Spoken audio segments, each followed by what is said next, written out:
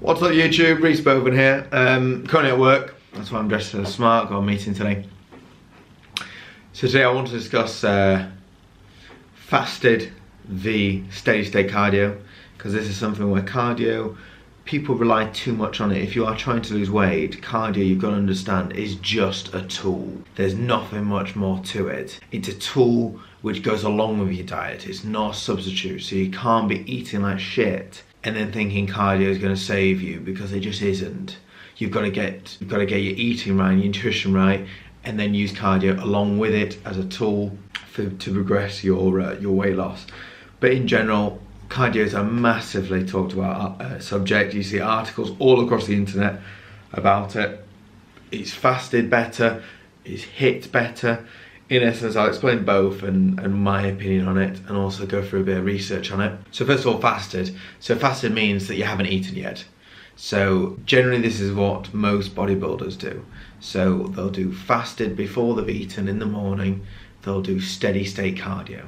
So this is about 140 beats per minute on your heart rate. So you work up a sweat, but not massively. It's like an uphill walk, so incline treadmill, or on the bike. It won't be something to do with the rower, but yeah, it's just a steady walk, and it's generally for a longer period of time.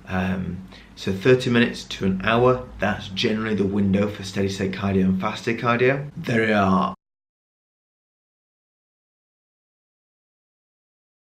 a number of research by the British Journal of Nutrition that found when subjects did cardio, so they tested people who had eaten via people who trained fasted, up to 20% of fat was burned more with people who were fasted than ones who had consumed food.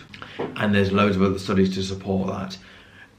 Where it gets complicated is, in my opinion, and all the research which I've read, doing cardio in a fasted state does burn more calories, but the caveat is that burns more calories during this cardio session.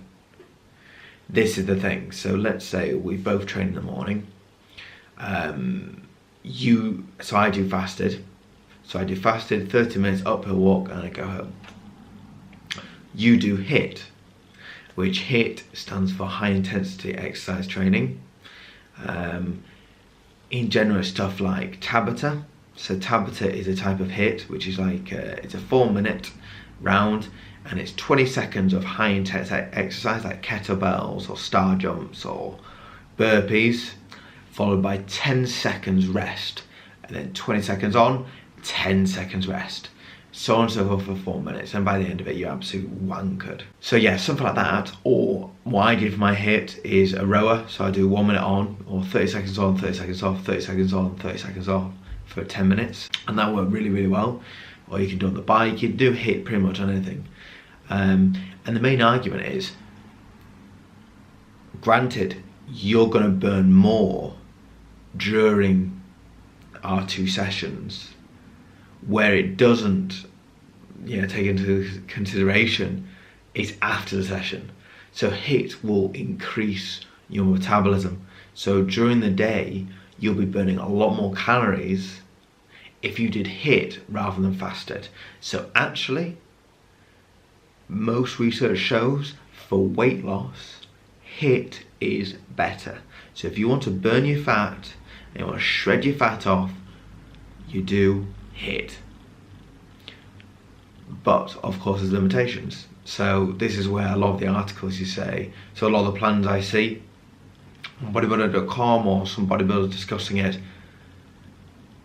HIIT isn't for everyone. For example, when I was big, so 4 years ago when I was 23 stone, if you asked me to go on the rower, I'd probably die after 30 seconds because I was so unfit. So one person's low intensity exercise can be another's HIIT. So this is where it's all individual, it's all what you enjoy.